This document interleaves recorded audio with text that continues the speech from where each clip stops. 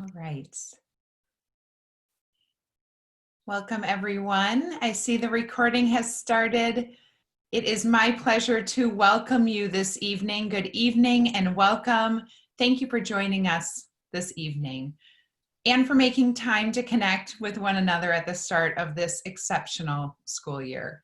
We are thrilled to have you join us this evening as we learn together from across our district. Though we are physically apart, we are together in spirit, in mission, and in purpose, and we thank you for taking the time to learn with us. As most of you may know, I'm Carrie Cremascoli, and I am very proud to serve as your Superintendent of Schools. It is my honor to welcome you to this evening's event. The year ahead promises to be a year like no other. Yet we know that together it can be both successful and rewarding. I have the privilege this evening of introducing our next speaker, Dr. Doug Bolton. Doug has worked in education for over 20 years, primarily working with students with social, emotional, and behavioral challenges. Doug currently provides consultation and supervision and professional development to parents, educators, and clinicians throughout the area, focusing on building student resilience, addressing mental health issues in schools, and creating trauma-responsive school communities. I have to share that Doug spoke with our faculty and staff at our welcoming events last week, and his message and his teaching were so well received that we were eager to invite him back to speak with our parent community, and I know that many of our faculty and staff are signed in again this evening to learn even more. We've asked Doug to speak today in conjunction with our increased focus on the social and emotional health of our entire school community. So without further ado, I introduce Dr. Doug Bolton. Thank you so much, Doug, for joining us this evening. Thank you, Carrie. You know, I think it's unique and wonderful to have schools and parents learning together at the same time in the same, especially during this really challenging time. So I'm very excited to be here and so lucky to have been included in your district as the school year starts. Let's just make sure I've got this. All right. So as I dove into thinking about how to think about this really challenging start to the school year and all that we're experiencing as parents, as educators, I thought about my grandmother and thought about what she went through, and I found myself wishing that I could speak with her. She was born in 1899 and she died a little over 30 years ago. But when I started thinking about her life, it made me wonder, how did she stay resilient through all that she went through? When she was 7, there was a typhoid fever outbreak in nearby New York City. She grew up in upstate New York. In 1914, when she was only 15 years old, World War I began and took over 100,000 American lives. And then there was a polio outbreak in 1916, and how frightening that must have been for kids and parents. And then we've heard a lot recently about the Spanish flu. When she was 19, the Spanish flu hit, and 675,000 Americans died. 50 million people across the globe died. Before the age of 20, she experienced all this. And then the Roaring Twenties came. And isn't that a great picture of her? I just love that photo. And in her 20s, she met and married my grandfather, Walt. And in 1929, she had my father. But shortly after that, the Great Depression hit. And shortly after that, World War II, where 405,000 people died. So imagine all of the global trauma that she experienced, global and national. And then she had her own personal trauma. My grandfather died when she was 48 and left her with a grieving son. And I just think, how did she make it through this? She ended up, she never spoke about those times. She ended up caring for us. Here's a picture of her taking care of us kids. She had a way with kids, didn't she? My brother sent me this photo. I said, can you have a picture of Graham with some kids? And this is the one he sent. So this is the one I've got for you. She wouldn't like it too much. But the thing about this generation, the thing about her generation and the other people that were born in the early 1900s who went through 2 world wars, went through a pandemic and a depression, they came out and they became the greatest generation. They're known as the greatest generation. And so what I wanted to ask, what helped her be resilient? And it makes me wonder, what makes us resilient? And how in this really unique time can we cultivate resilience in our children? And is it possible that we can not just cope with this time, but that we can thrive? So I want to talk about 3 themes today, and these are the same 3 themes. So all the people who saw me last week, all the teachers, it's really the same stuff, the same themes for us. The first is, how do we manage our stress? And the second is, how do we take care of our children during this time? And finally, how can we make this work? What do we have to do to really make this work? They call it the novel coronavirus. I'm not sure why they call it that, but it sure seems appropriate. It is a stress like we've never had before.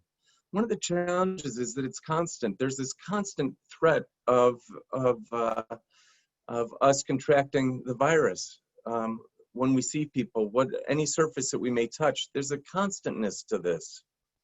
And there's an intensity. People are losing their jobs. People are dying in ways that we've not seen before. And the intensity can be frightening. It's enduring.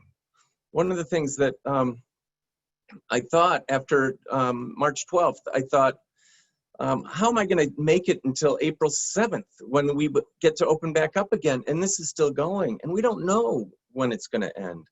I feel like we went through an acute phase of this, and we got through that. But now we're in this chronic phase of this new normal, that the new normal keeps changing, and we don't know when this will be over.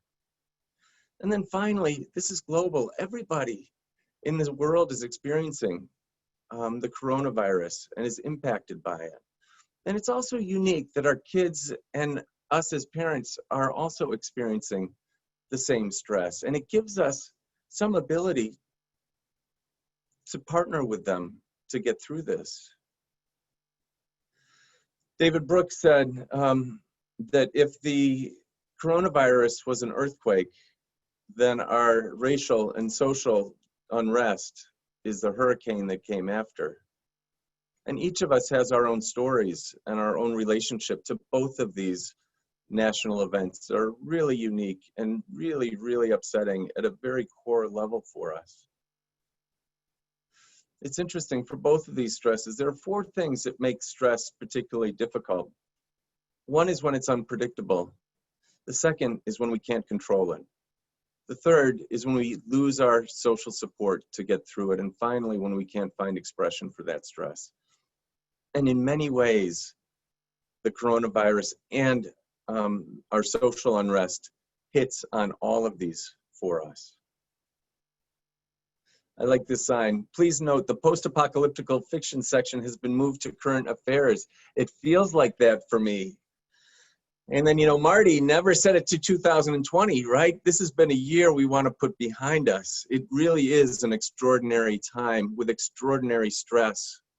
But there's also extraordinary opportunity for us. First, we're going to talk about how do we understand and cope with the stress that we're all experiencing as adults. So one of the things that stress does is it pushes us into our lower brain. And we've heard about that. I'm sure you've heard of lower brain or the reptile brain. Under stress, our body is geared towards fighting and fight and freezing. This is what our brain does. And what it does is it shuts down the thinking part of our brain. The thinking part of our brain takes up way too much metabolic energy.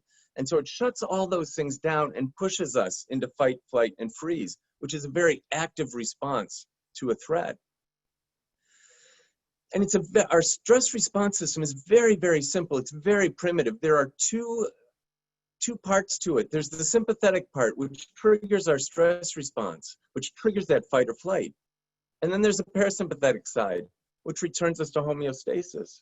The idea is that something startles us, there's a physical threat, and triggers our stress response, we deal with it, and then we go right back down to homeostasis where we spend most of our time. That's how it's supposed to work. It's either or. It's like trains on a track. It's on one track, you switch the switch, and it goes on the other track. It's either or. When one of these systems is on, the other is off. And what's meant to deal with is a real and immediate threat. Fear is based on this real and immediate threat, and so it triggers our stress response. And every organism, every multi-celled organism has a response like this that triggers a stress response to protect us when we are threatened, physically threatened. So it's very, very primitive. But the amazing thing is, on top of that really simple, primitive system, evolution gave us this amazingly complex cortex that can think in ways that are so elaborate. And it gave us anxiety. What this did was it allowed us to imagine things that stress response system, that autonomic nervous system was not built to deal with. See, fear is our response to a real and immediate threat. Anxiety is our response to thoughts about potential threats. And so a couple of ways this shows up is our cortex allows us to be time travelers. We can think into the future. What's going to happen if remote learning if my child doesn't learn as much with remote learning? Are they going to be able to get into the college they want to get into? What's going to happen for my parents who are in a nursing home, and if they get COVID? What's going to happen if my job shuts down because of coronavirus? All of these things are things that our cortexes allow us to do. We can go back in time and think, why did I go to that party? I knew I shouldn't have gone to that party. People weren't wearing masks. And now I've got to quarantine because somebody had coronavirus. So we've got all of these ways that our cortex triggers our stress response. We're also mind readers. We're often wondering, what are other people thinking about us? It's kind of the core of our social emotional learning, is this idea that we're constantly wondering, what is someone else thinking? What are they thinking about us? I wonder if they're happy. I wonder if they're worried. This particularly relates to us as parents, I'm wondering what my child is experiencing right now. But the thing is, we're really bad at both, aren't we? We're bad at time traveling and predicting the future. A lot of what we worry about never comes true, and a lot of what we think people are thinking about us or thinking in general is just not true. But our body responds as if these beliefs are true. Our body shifts into, our sympathetic nervous system shifts into our stress response. And so here we are, inundated with all of these stresses. And so instead of having the stress response go up and come back down like it's supposed to, we are constantly inundated with all sorts of stress. And that's why all of our mental health issues have gotten turned up. The volume's gotten turned up on anxiety is really our friend. It is meant to be protective. It's meant to be able to say, okay, here are all the things you should worry about. Our brain is meant to keep us alive. So here are all the things you should be worrying about. This is what it does. And it's highly sensitive. If there's the slightest thing for us to worry about, it will highlight it for us. But our anxiety is so often wrong. It reminds me of our smoke detector. Have you ever, anybody else have their smoke detector right outside of their kitchen? The worst place for our smoke detector. It goes off every time I make toast, every time I grill on the other side of the kitchen, it's going off, and it's meant to. It goes off all the time. It's gone off dozens, maybe hundreds of times in my house. Never have we had a fire. This is what our anxiety is meant to do, is to constantly protect us by being overly sensitive, overly conservative.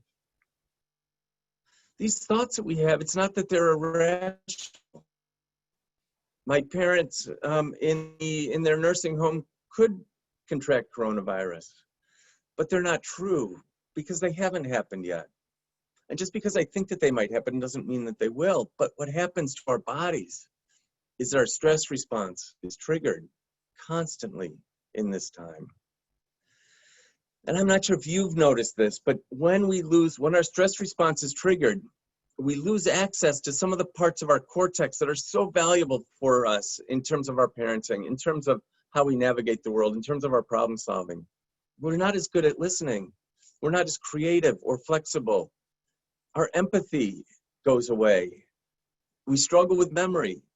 We can find it hard to put things into words, or the words we use are maybe 4-letter words. And we struggle with inhibition, which means we get more impulsive. We act without thinking. All of these things happen when our stress response is triggered. And so in many ways, we're not the same parents. We're not the same friends or spouses or colleagues, because we're not bringing our full brain to these relationships. And a lot of people have talked about not having the same energy or focus or motivation or optimism. All of these things can, and I think that at this point in time, these things go in waves. At least that's what my experience has been, is these things go in waves. So what we want to do is, because our stress response system, if we just leave it alone, will constantly be triggered. What we want to do is we want to manually override that by being very intentional about strategies that will trigger our parasympathetic nervous system, which will return our bodies to homeostasis, which will bring us back to a fuller mind and be able to help us in our health and in our relationships. So we'll go through a couple, and there are a lot of them. But here's a couple. My son struggled with some attentional problems. I took him to the psychiatrist, and he said, you know what? I'll tell you, I would give out a lot fewer pills if people had good practices with exercise, diet, and sleep. That if we do those things, people's mental health just gets better. Exercise is particularly important because that fight-flight response in us is activated. Our body is activated. And what exercise does is it gives us a release for that. This doesn't mean that we have to, I'm not saying you should go on a diet, but we should be careful about what we eat. We should have very good sleep hygiene. It might be harder to sleep during this time, which we've got to be even more intentional about doing what we can for that. It's not a time, it may be, but I'm not suggesting that we all start to run a marathon or train for a triathlon, but getting some exercise every day is important, even if it's going for a walk. If you don't have the energy, just go for a walk instead of a run. Go out and garden, whatever that may be. Hobbies are really helpful. And it's we can say we're too stressed to do them, but what hobbies do is they focus us on something that is concrete and productive and takes us away from all of those anxieties by engaging us in something that we love. Finding routines during this time, and my guess is that parents and kids are all struggling to find routines in this as we're learning how to go to school in socially distanced ways, as we're learning how to do remote learning. And so what we want to do is make sure that we've got the routines in place, because even though we can't predict what's going to happen in the long run, for us to be able to predict what's going to happen in the next 10 or 15 minutes is really helpful and eases our anxiety. We all have our regulation strategies, whatever that may be. If it is going for a run or reading a book or scrapbooking, whatever those things are, doing a crossword puzzle, whatever those things are, make sure you're still doing those. My thing is going to the beach. I live in Evanston, and I love going to the beach. And at Dempster Beach, I look out and I watch the sunrise every morning. And that's my way of doing this. And one of the things, every time I've got to give a talk, I think, I don't have time for this. I should go over this talk 3 more times. But I've been intentional about getting down to the beach because it gives me a greater sense of peace. But imagine how much better this talk would have been if I had practiced it those 5 or 6 more times. Mindfulness, I think, is a very important practice. And what mindfulness does is it brings us into the here and now, and it takes us out of the mind reader, and it takes us out of the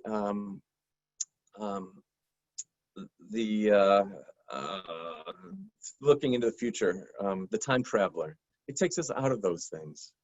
And what breathing does, it also helps us focus on our breathing. The interesting thing about breathing is we've got nerves that are associated with our breathing that actually trigger our stress response. They're so connected to our autonomic nervous system. So there are times when we breathe in, have you noticed that when you're stressed, you breathe in very shallowly to get oxygen in, and we often hold that.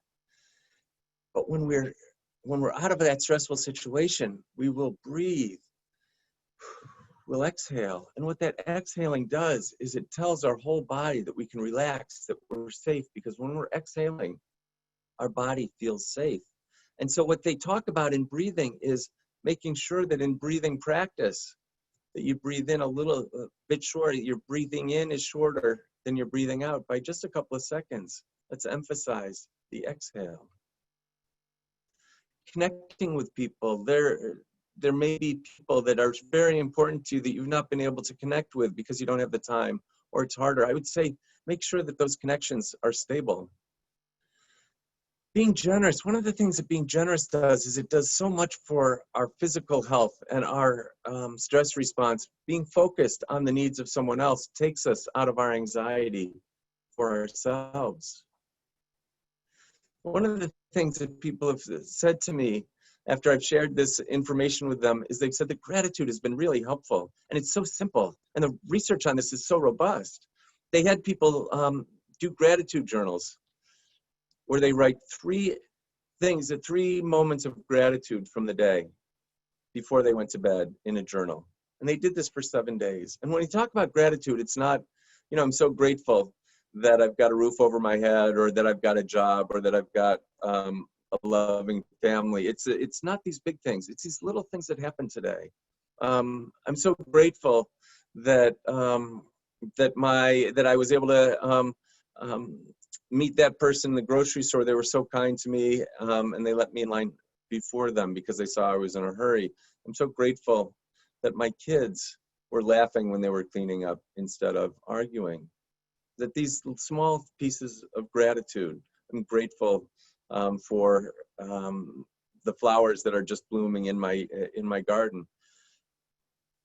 6 months later, after just 21 of these observations of gratitude, people still were showing lower levels of anxiety and depression. Making sure that we have gratitude practices, and this can happen around a dinner table or other times of the day. Would you take a pill that creates a misperception of risk, increases anxiety, learned helplessness, feelings of contempt, feelings of hostility, and decreases your mood? My guess is you wouldn't, but we do it all the time. I like Lester Holt, don't get me wrong, but watching the news, this is what happens to our bodies when we watch the news. This is what happens to our thinking as we watch the news. And I'm not saying that we shouldn't be informed, because this is a time that we need to be informed more than ever. But I'm not sure about you guys, but I find myself, if I've got just a few minutes, I'll open my social media feeds, and I'm not drawn to the things that are healthy for me. I'm drawn to the things that are most upsetting. I saw this, I never heard this before, but doom scrolling, constantly seeking out and reading bad news. That's what I end up doing for 20 minutes, and I get lost in that. And I may not notice what's happening to my body or my mood, but I guarantee you that it's shifting. And so what we want to do is we want to curate what we bring into our lives. And I'm not saying you cut off social media, but you may want to put limits on that if you're finding that you doom scroll as much as I do. One of the things that I've found most interesting about this time is this idea of impermanence, that the world is constantly shifting on us, and our mood and our experience of the world is constantly shifting. And there are times, even during this, when I feel like I've got this, everything's going to be okay, and I'm having fun, and I'm enjoying myself, and it's only a matter of time before I feel like the wave is crashing over me, right? But then it's not long again before I'm back up. And isn't this the way that life goes? That every time things are going great, I can guarantee you that there's going to be harder times ahead. And whenever there's a hard time, I can guarantee you that things will get better. And this is how the world goes, even at a macro level. There was the Spanish flu in World War I, and then the Roaring '20s, and then the Depression, and then World War II, and then the greatest generation, the greatest decade of prosperity was the 1950s in the US. And so everything goes in these cycles. And so the question is not, is that we've got to be able to figure out how can we surf these waves. And in this time that's so stressful for so many people, can we surf these waves gracefully? And so with intention, the thing is we've got to do these things with intention. If you're doing some, great. If there's some that already work for you, wonderful. I would say think about adding one or two if you can. And yes, the time is worth it. Because if not, we're going to show up and we're not going to be as available as we need to be in our relationships, in our work, for our kids. All right, part 2. How do we support our kids during this time? Because our kids are stressed and because we're stressed, our kids are going to have limitations in their coping ability and we're going to have limitations in ours. And that's just the way it is. And so we wonder, how are they going to cope with this really stressful time? How are they going to cope with the canceling of seasons? How are they going to cope with remote or socially distanced learning? And I guess I want to ask, let's focus, where is the opportunity in this? And I think there's great opportunity in this. We have experienced in the last 15 years an epidemic of mental health issues in our kids. Our kids appear more vulnerable than they've ever been. And I believe the thing that this pandemic, I believe, can do is it can help us reverse that epidemic. Because there's no way that our kids are not going to come through this more resilient as long as we can cultivate resilience in them during this time. D.W. Winnicott talked about, he was a psychoanalyst and a writer and a pediatrician, and he talked about the good enough parent. And I love what he had to say. He said, babies and children actually benefit when their mothers fail them in manageable ways. This is from the 1940s. This is way back 1940, 1950. So that's why he talks about mothers. But we're talking about mothers and fathers and aunts and uncles. We're talking about teachers, right? And so what he talks about is when we fail them, when my daughter was going to take her SAT at New Trier, and she was in a hurry and she was getting out and she was real anxious about it. And I'm the father who left her with no gas in the car. It stressed her out like crazy. I wish I hadn't done that. I failed her in that way. I had just driven the car home. I didn't even think about it. And yet her coping with that, it was stressful for her and she got through it and she got there on time. There are ways that we fail our kids. And when we fail them, that is their opportunity to learn how to cope with the unexpected, how to learn to cope with disappointment, how to learn to cope with frustration. But the thing about us as parents, and I think we've gotten even more sensitive about this, is we beat ourselves up when we think that we're hurting our children. And when we beat ourselves up, that inner critic just becomes so loud. We believe that we've got to do it perfectly. But what Winnicott says is, it just needs to be good enough. Do not let the perfect be the enemy of the good. There were all sorts of theories of parenting that said, if you do it, you need to do it this way, or else your child will end up with all of these problems. And he said, no, they're going to benefit when we screw up, and it's going to be okay. And now all we need to do is survive the storm. It doesn't have to be pretty. It's not going to be pretty. We don't have to have every hair in place. Our clothes are going to be wet and wrinkled, but we are in this together.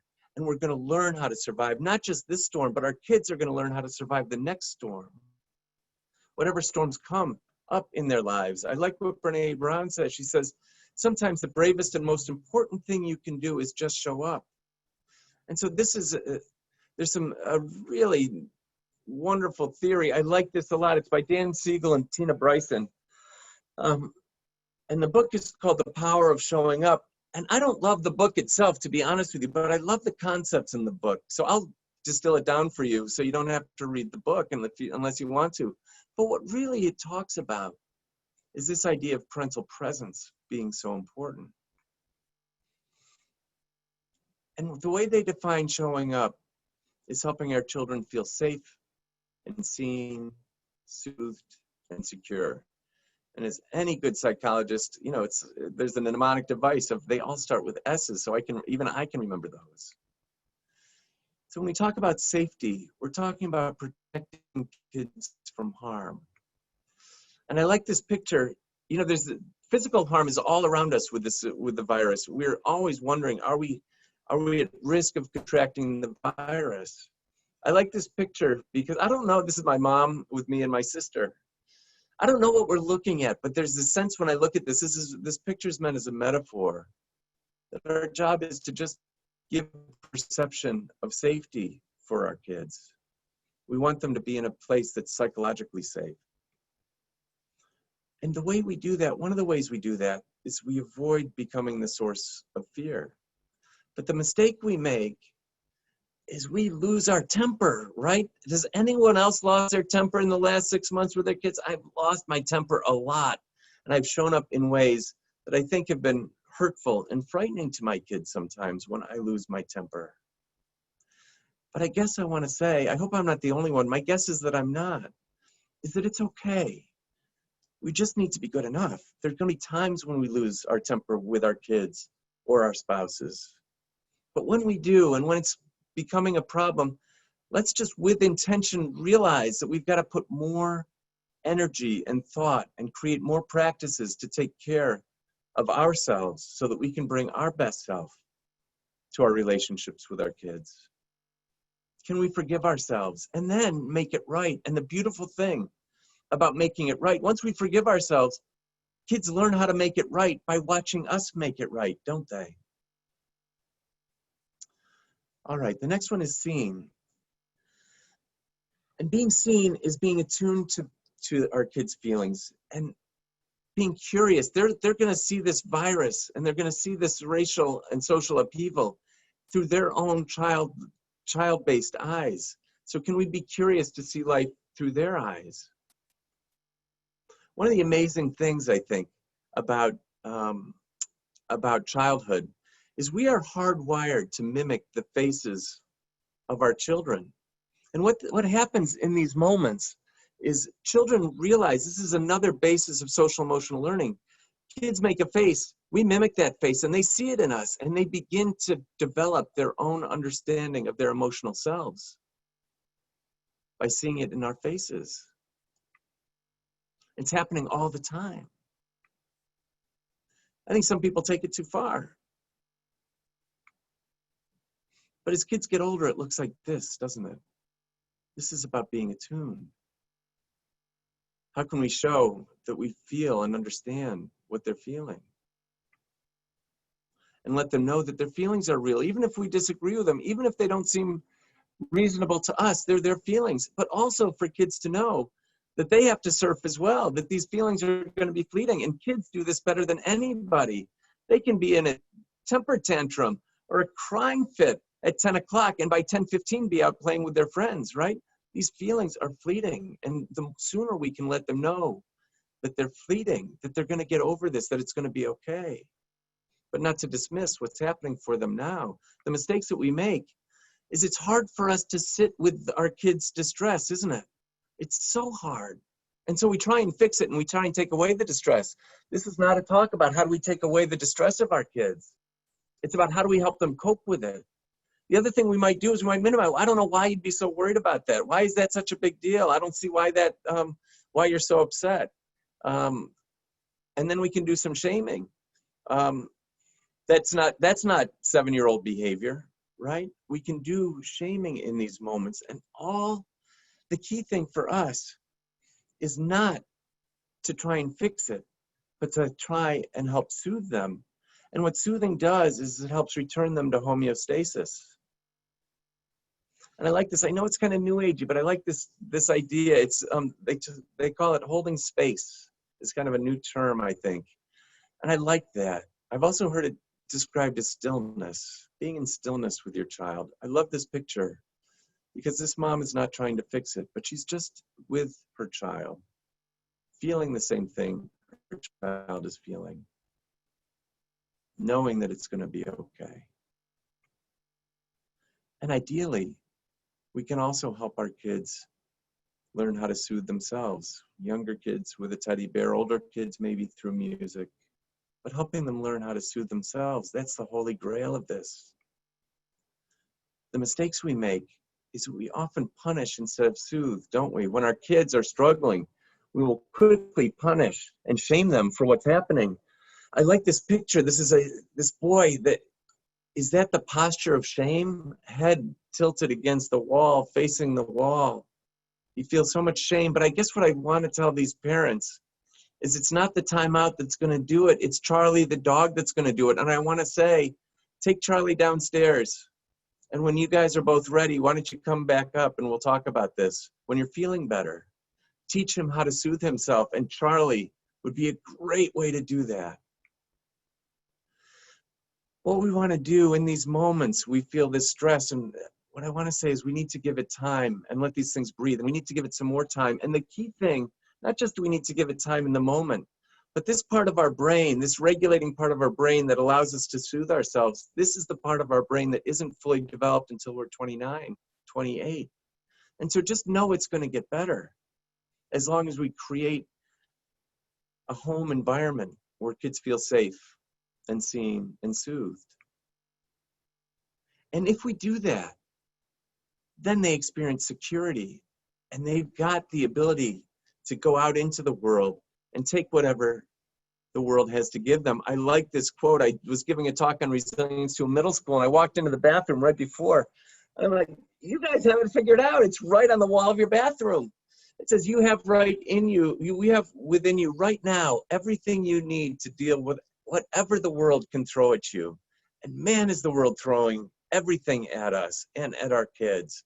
And when they've got the ability to feel safe in their own skin, to feel like their feelings are real and seen, to be able to soothe themselves, they're going to be able to continue to deal with whatever the world has thrown at them. But in order to create that for our kids, we need to take care of ourselves. I know I'm beating a dead horse, but this is how we do it. And realize that good enough really is good enough. And that when we fall short, there's real beauty in our imperfection. If we can forgive ourselves, and if we can apologize in those moments, then our kids understand and they learn how to apologize. And no matter what it is, I can always find a reason why, even if my child was so unreasonable, I can always find something that I did. I know I should have let you know that we were going to have change in plans for dinner and that you weren't going to be crazy about our dinner. I can apologize for that. I'll try and remember to do that next time. When I go first and own my own behavior, all of a sudden, I've given them a model for then how do they do it? How do they apologize? How do they own their behavior? How do they make it right? I like what James Baldwin had to say. He said, children have never been very good at listening to their elders, but they have never failed to imitate them. Our kids are watching how we're coping with this, and that is going to be the most important lesson they take from this time of coronavirus. Linnea Hoffman said, and I like this, note to self, all you have to do is show up, be late, be scared, be a mess, be weird, be confused, just be there. You'll figure out the rest as you go. Just show up. Good enough is good enough. All right, how do we make all this work? I've got some ideas for this. And the first is that it begins with us, that our emotional regulation is more important than ever. So watch for it and watch for it in yourself. I know that I have been like that a lot over the last 5 or 6 months.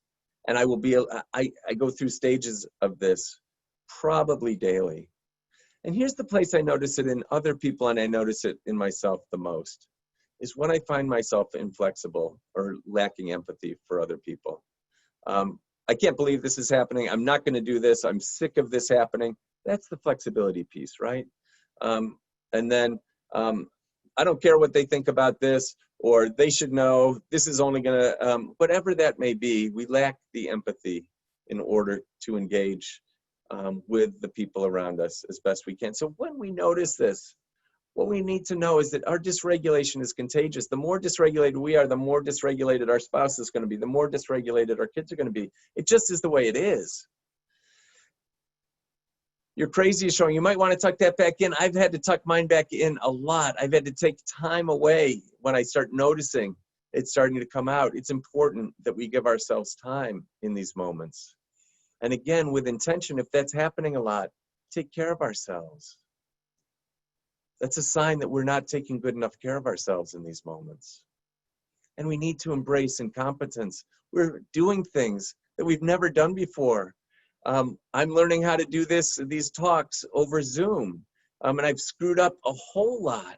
We are all struggling with this. It's not like someone's walking around that can say, hey, I've been through 5 pandemics. Let me tell you how this works. I've got some ideas for you. We don't have that. We are all learning. But new makes us anxious. And can we be brave enough to be bad? That's the thing. Can we be brave enough to try new things? Can we have the mind of a learner instead of the mind of an expert? So when things fall apart, when we don't have enough bandwidth and our internet goes down, instead of cursing Comcast or whoever our internet provider is, can we wonder why and be a model for how can we fix this? I wonder what some good solutions are. We're so used to having all the answers for our kids, but when they can watch us learning too, what an important time this is, because they're learning so many new things and they experience incompetence all the time. That's what development is experiencing and overcoming incompetence, right? And so we get to model that for them. We get to have some empathy for what their experience is as we're trying so many new things. So can we be graceful in our failure? And in doing so, teach our kids to be graceful, to try new things, and then be graceful when they fail. Second is find the orchids. It's so interesting. I love this work by Tom Boyce. He's a pediatrician and a researcher. He does all sorts of stress and social emotional research with kids. And what he's found is that there are kids who are dandelions and orchids. These are his terms. And the dandelions, they grow anywhere, don't they? They can grow up through concrete. They are rugged. They show up everywhere and they can take just about anything. Whereas the orchids are so much more sensitive to their environment. And when they grow up and when we get them into the right environment, they grow so beautifully. But when it's not right, they wilt very, very quickly.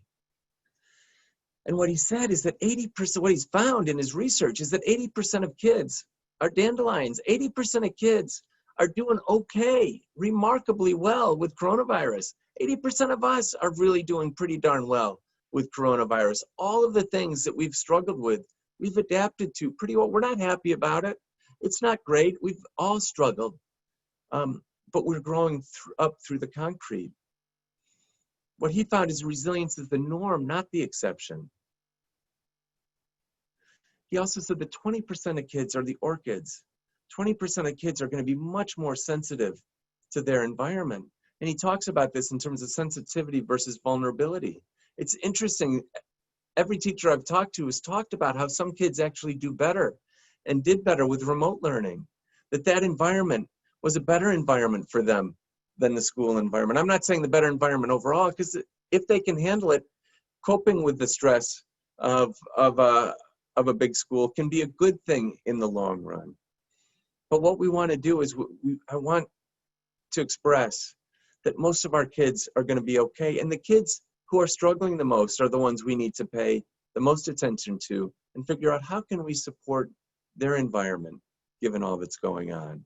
And one of the ways we do this, one of the things that can happen is when our kids start to struggle, and we assume that there's reasons for it. We assume they're lazy, that they're not, they don't care about their schoolwork if they are doing things on Zoom.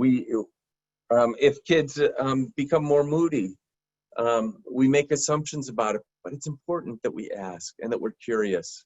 And by asking and really being curious and really helping them feel seen, we can then figure out what is it in their environment that we can change to be able to support them. And then finally, we need to address the stress. Stress, remember we talked about it being unpredictable and uncontrollable, unsupported and unexpressed. And so what I want to say, and I mentioned this before, it's very important to have predictability. We cannot predict in the long run. It's very stressful not being able to predict what's going to happen with coronavirus in the future and when lives are going to get back to normal. But what happens with our stress response system is knowing what's going to happen next. Having routines in your day are very, very important. In the same way, if we can provide kids with control by giving them choice, how important that is. If we can give them options about what they want to have for dinner, if we can give them options about what game we're going to play tonight after dinner, whatever that may be, giving them as many choices as they can, helps them, even though we don't feel like we've got choice about what's happening to us in our society and in our world. Having these small bits of choices can help us feel in control. You know, the interesting thing about when we've gone to remote learning, at least in my family, and I've heard this from a lot of people, is even though when kids are not in school, they're spending more time with us. And while that can oftentimes drive us a little bit crazy, they also get exposed to us and our values in ways. So when they're not connecting with other kids, let's make sure they're connecting with us. And dinner time in our house, we never were able to figure out dinner. But for the last 5 months, we've been able to do dinner together. And what a difference that has made. They haven't spent as much time with other kids, but it's been very important for us as a family. And my kids are older, and it's still important that we get to have that time together, making sure that even if they're not connecting with kids in the same way, that they're connecting with us. And I think that's going to be a huge benefit down the road. As much as peer relationships takes away from things, really positive and healthy relationships with us can be so important. And finally, our stories are really important. Humans think in stories, and we try to make sense of the world by telling stories. This is from an evolutionary perspective. This is how we've always made sense of the world. And so if we want to help our kids make sense of this, let's listen to their stories and let's tell our stories. It's important that the stories of our experience of coronavirus and theirs, that will help shape how they make sense of this time. And then we need to shift the focus. So there's so much focus on achievement, athletic achievement, music achievement.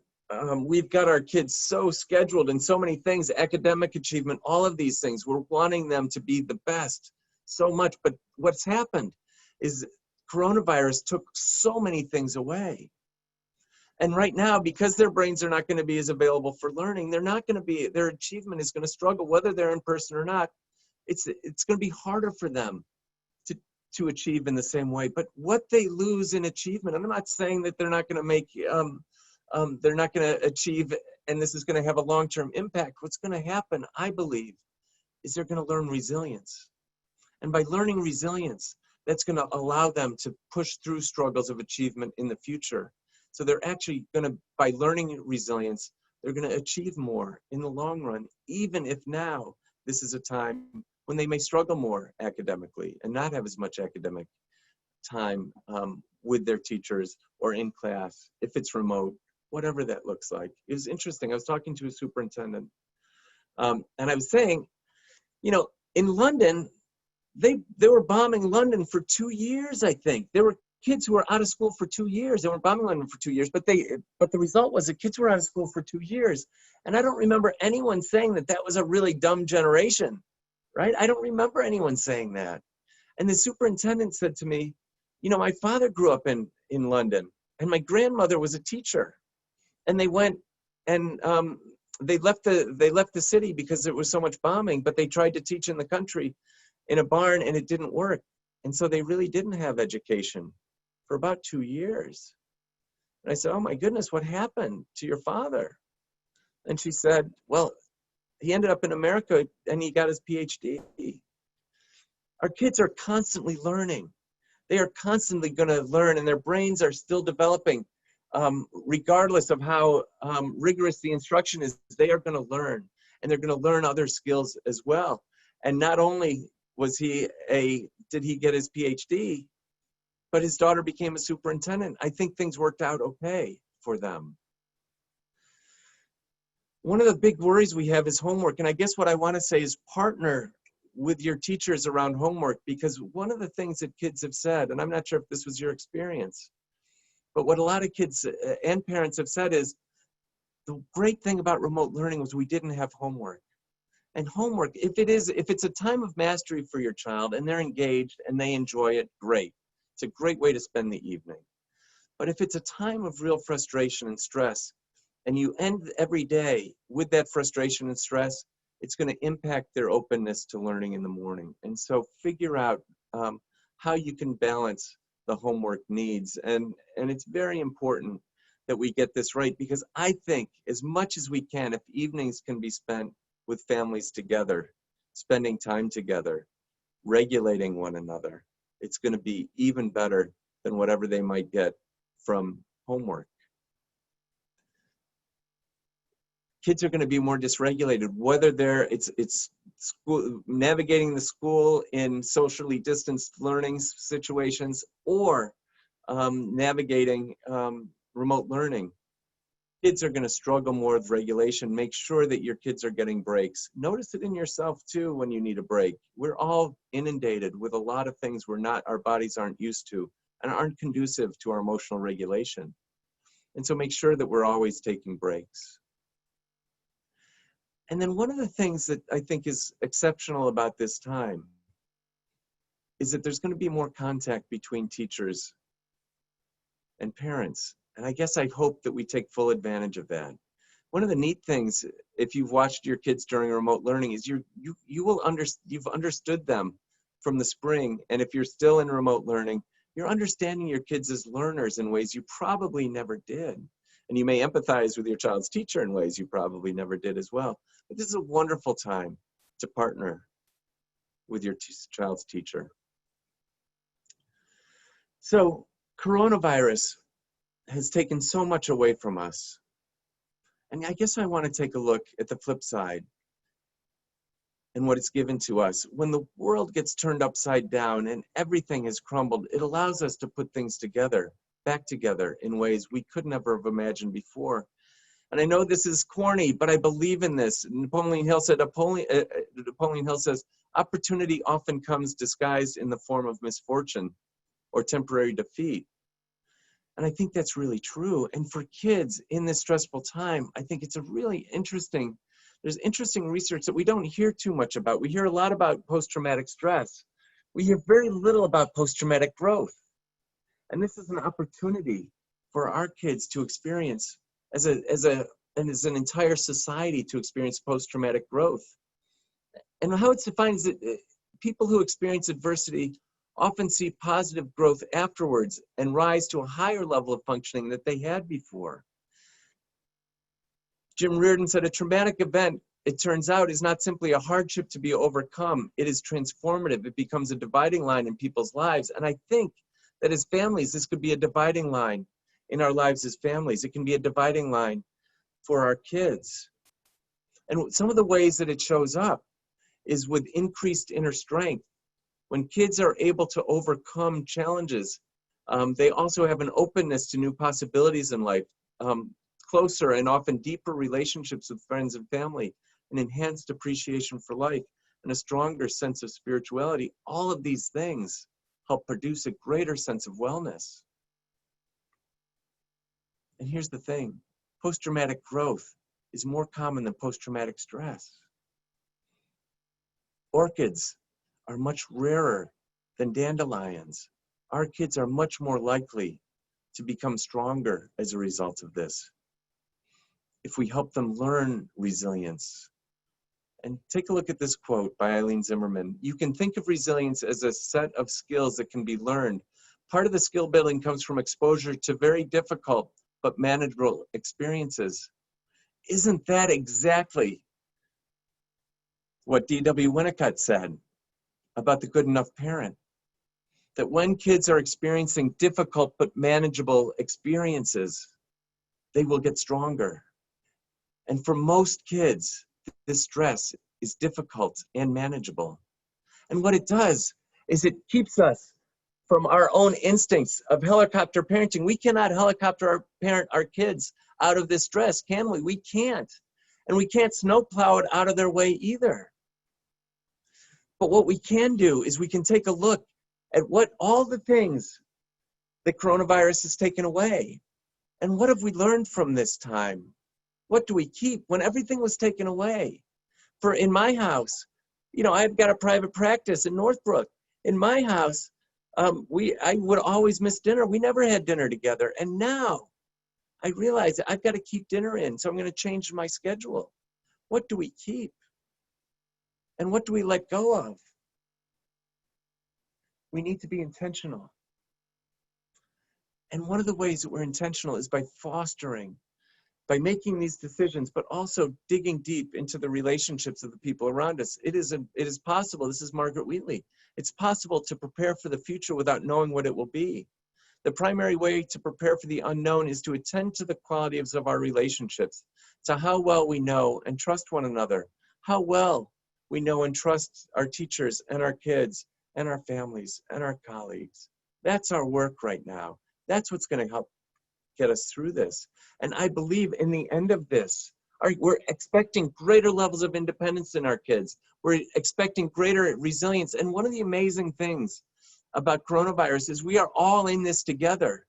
Everybody's working hard. I've never seen teachers work harder for your kids. I've been in schools, not in schools, I've been consulting to schools on Zoom meetings. I've never seen teachers work harder. I've never seen parents be more flexible. These are our moments to come together. We're wearing masks in order to protect one another, not ourselves.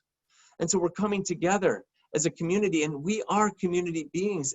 Evolution, we survived all of the struggles of evolution to become the top to create this huge community simply because we are community beings, and we're getting back to that. And so these are the opportunities that our kids have to come out of this. 10 years from now, what will our children remember? And I don't think they're going to say that in 3rd grade, I didn't get the math instruction because we were remote learning and I didn't get into Northwestern School of Engineering. I don't think they're going to say that. But you know what they're going to say? And what they're going to remember is how at the drop of a hat, everything changed in the winter of 2020, and my teachers adapted, and my parents adapted, and I adapted.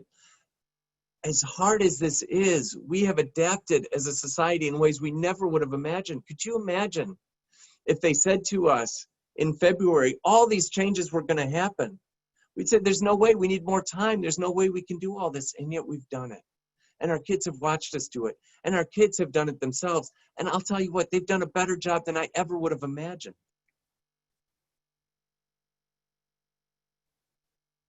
The Spanish flu, World War I, Depression, World War II led to the greatest generation. I think this is our opportunity. I think we've had generations of kids who have become less resilient, and we're seeing it in mental health issues. And I believe that if we take this opportunity at its fullest, we can help create resilience in our kids in ways they never would have been able to create before. Ernest Hemingway says, the world breaks everyone, and afterward many are strong at the broken places. And I think our kids are going to be stronger because of this. Last March, everything changed, didn't it? Everything changed. And yet now, as we've adapted and we've got our feet back under us, we get to write the next chapter for our kids. And it's exciting for me to think about what that can be. So that's it. And I'd love to, I think we're going to be able to take some questions if I'm right, Kristen. Yep, so if you want to go ahead, there's a little button at the bottom of the panel that says Q&A, and you are welcome to submit a question in there. We're going to go through them and curate them a little bit. If there's really specific ones, we ask that you hold those, or we may try and provide you some information in a different format. But so far, we only have a couple of things up here. And the first was a question about recording, asking if we are recording this presentation. And we are. This will be posted. Tony, I believe is that on our YouTube channel? Yeah, what we'll do is we'll post on the district YouTube channel, and then anybody that's attended tonight will send you the direct link, and you're welcome to share that with your friends and neighbors. Okay. And could we also, I can also share a PDF of the PowerPoint if that would be helpful for anybody who would like it. So I went through a lot of slides, and so if that would be helpful for anybody, I'm glad you'll have access to that as well. Sounds good. All right, so we have a few more questions sort of trickling in, and one of the questions is, how do we make sure that we are being respectful of our fellow parents when they're making choices about social distancing that are maybe not the ones that we would be making? Yeah, you know, I think that the interesting thing, about social distancing is that we all have, it's a very individual sense of stress that we experience. Each of us has different boundaries around the virus. And I think if we can do this without making judgments about other people, if we can say, and I think you've got to make important decisions to be able to say, you know, in our family, it's really important that we wear masks and observe social distancing. And I understand other people have different levels of comfort with contact and other things. But for us, I need to feel like our values will be respected in that way. Otherwise, we'll have to wait a little bit longer for our kids to play together. I'm not sure if that seems respectful, but just to be able to share, we have it. I see it differently. We experience this differently, and I think that that's something in going back to schools. Every teacher is experiencing that too. I think it's what makes a lot of this so difficult is that we all have our own tolerances for what we believe is safe and what's not safe for us and for our children. But I think being comfortable with that in yourself, being able to share it without judgment. And you may have to make some hard decisions based on that, but not make it about other people being irresponsible, but just your level of comfort. Thank you. We have another question. Prior to the pandemic, what would you say from your clinical experience was the biggest source causing mental health issues for children? And I'll just add my own, like, do we think that's changed? Yeah, so it's interesting. You know, as I think about this, the research that I've read, there are really three things that, and I almost included this in the talk. One is, I think our parenting styles have changed. I think that and I experienced this myself. My ability to tolerate distress in my kids is very, very hard, and so I often will rescue them. And I need to be very intentional about not rescuing them from stresses that they're experiencing. With anything like this, that's essential for us that that we be there to support them, not with unmanageable stress, but for most stresses to be able to let them cope with that. That's the only way they build that resilience muscle. And I think what ends up happening for a lot of kids is they become so reliant on us as adults to solve their problems that they hit when it's time for them to separate from us, in particular around 7th, 8th, 9th, 10th grade, then they no longer have their parents to rely on because developmentally they need to separate, but they also haven't developed the skills to know that I can be wet and uncomfortable and it's going to be okay and I'll be dry later on today, instead of having a parent rush over to get them a Coke because we don't want them to be wet on their way home from school or whatever that may be. The second one would be, I think we've overscheduled kids. I think we have focused so much on children's achievement, and in some ways, I guess we focus on, we want them to excel at so many things. In many ways, kids have expressed experiencing that we are more focused on who they will become than who they are right now. And I think it's important for us to focus less on what they will become, how great a baseball player they can be, or whether or not there, however many AP classes there are, how many AP classes they get, or whether they get a role in the play. All of these things that I think are, we overschedule them. And I think in a lot of ways, we would never accept this in a spouse. If they worked all day and then they played pickup basketball for 2 hours, and then rushed home and were on phone calls with different committees, and then worked from 11 to 1 to finish up the work that they hadn't completed that day. We wouldn't accept that. But I think that that's a real stressor for our kids. And that's one of the things I think we get to choose. What do we put back in? Our kids have been okay, most of them, without all the sports and without all the things. So what do we put back in? And then the last is social media. And the interesting thing about social media is that I think there are some kids who are very vulnerable to social media and the exclusion that can happen in the bullying of social media. But in general, the research is showing that that technology is not having quite as strong an effect as people thought. And I think it's interesting now I used to be I used to poo-poo the kids who were sitting at home on their playing video games with one another at 9 o'clock at night in different homes, thinking that that wasn't social. And yet all of a sudden during this time, we're having social hours with our friends on Zoom, doing the exact same thing, only it's an adult. And so I wonder, I think that while we need to be very careful about helping them curate their technology, and I know that they can be obsessed with it, but also to recognize that when they connect socially with technology, that may be a nice way for them to be able to navigate relationships now. You touched on two of the questions that we have. So I'm going to ask you to probably maybe expound a little bit more. Sure. But one of them is, how do we prevent kids from having too much screen time when there are not many other things that they can do? Yeah. Have any suggestions or thoughts? Well, I think there's a lot of things they can do because most of our human history didn't have screens. So the question is, what can we implement in our lives this way? You know, one of the biggest barriers in my family to my kids being on their screens and doing other things is that I'm so often on my screens. Mm-hmm.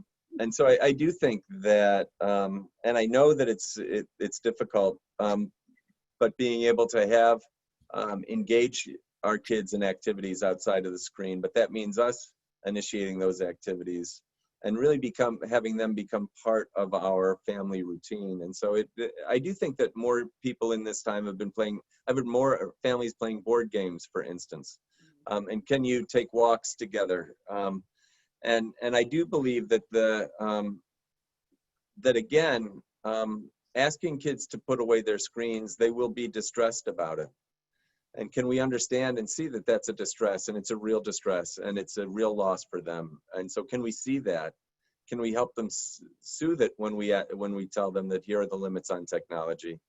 And then let's get them engaged in something. Let's help them soothe themselves, but then let's get them engaged in something. But I think for us as parents, instead of saying you need to find something to do without the screen, I think it's got to be, let's find something to do without our screens, would be where I would go with that.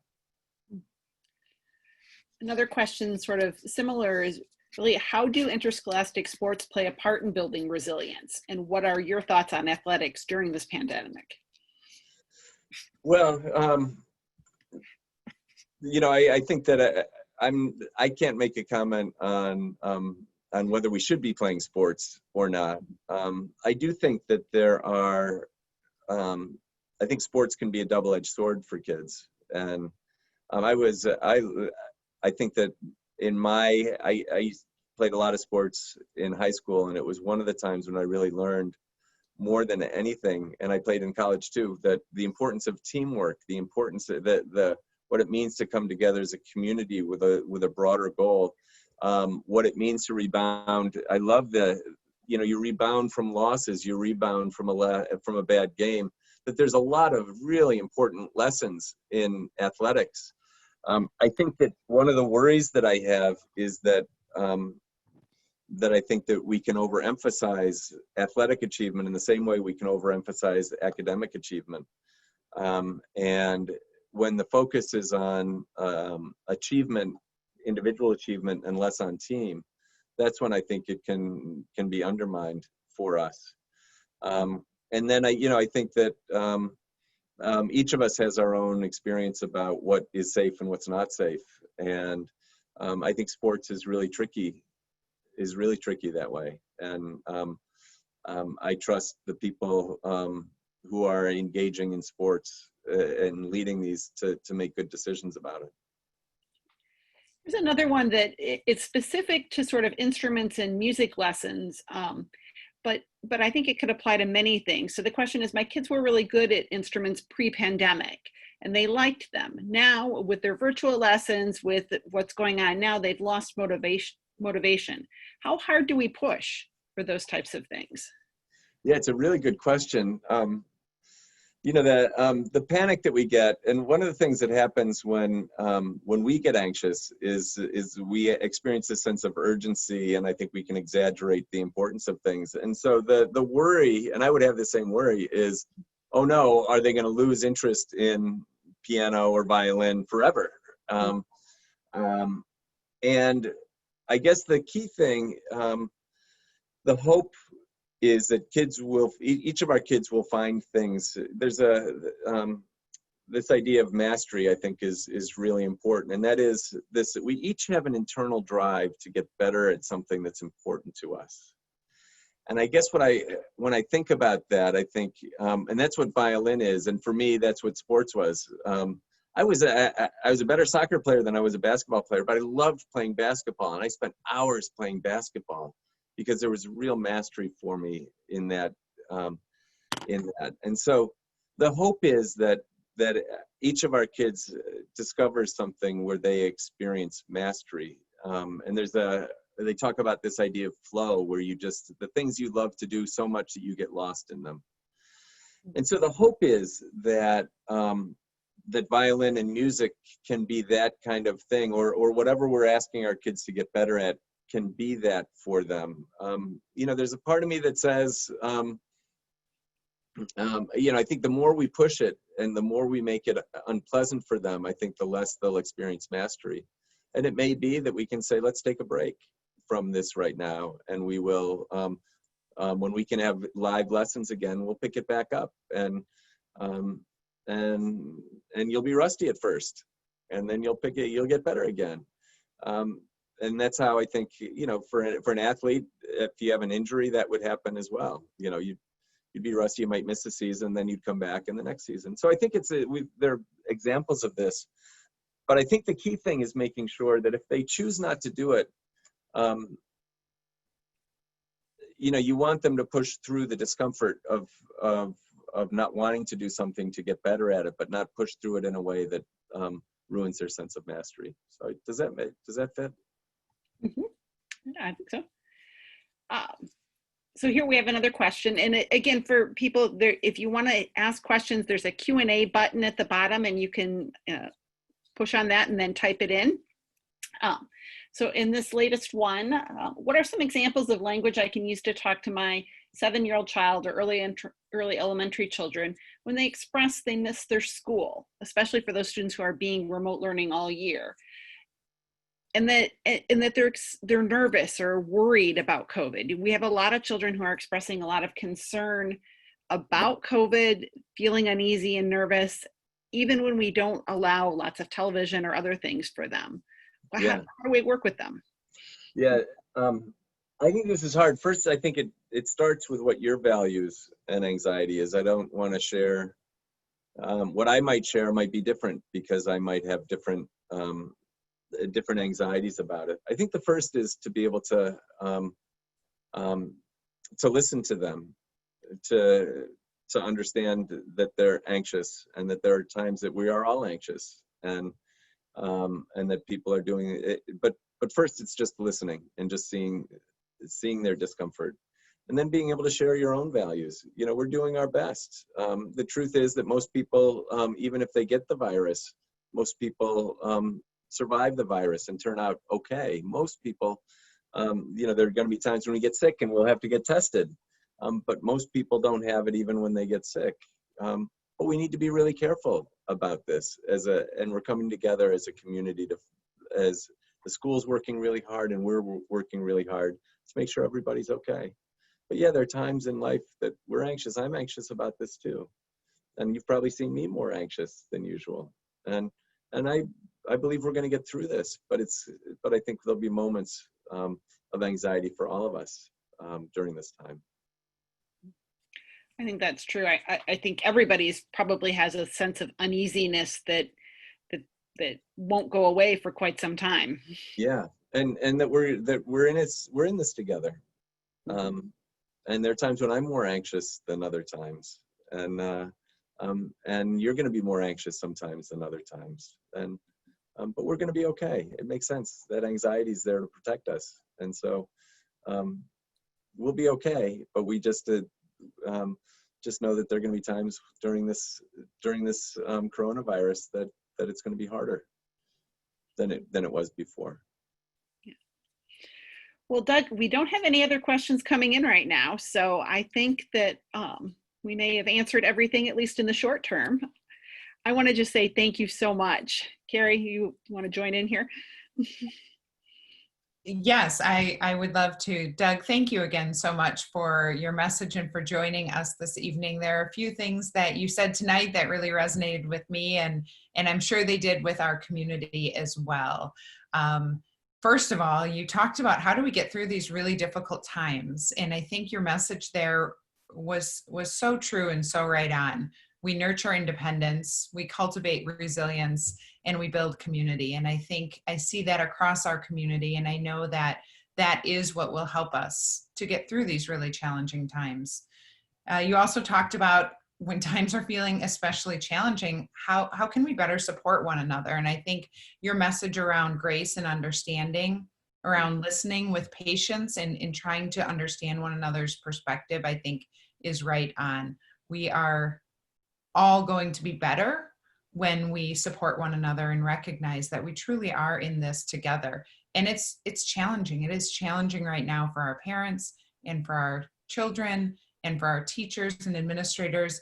And I think with grace and understanding, we can really share that perspective that we all are doing the very best we can.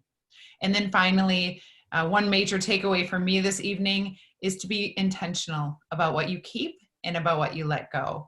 And when faced with so many challenges and so many obstacles in front of us, we also are finding wonderful ways to connect with our families and to find joy in new and different ways. And I think that's really powerful. So there is so much that is new and different this school year. Doug, we really appreciate you coming to speak with us. Thank you for giving your grace and understanding and your flexibility and jumping right on with us just a couple of days after we last saw you to share your message with our families and with our staff again as well. We truly are stronger together, and we appreciate your support for all that we're trying to do together as a collective community. So thank you, Doug, for joining us this evening. Well, thank you so much for inviting me into this amazing community. And if there's any way that I can be helpful to you or any of the parents out there, I'd love to be. It's an important time for our kids. And so I feel really honored to have been a part of this tonight. So thank you.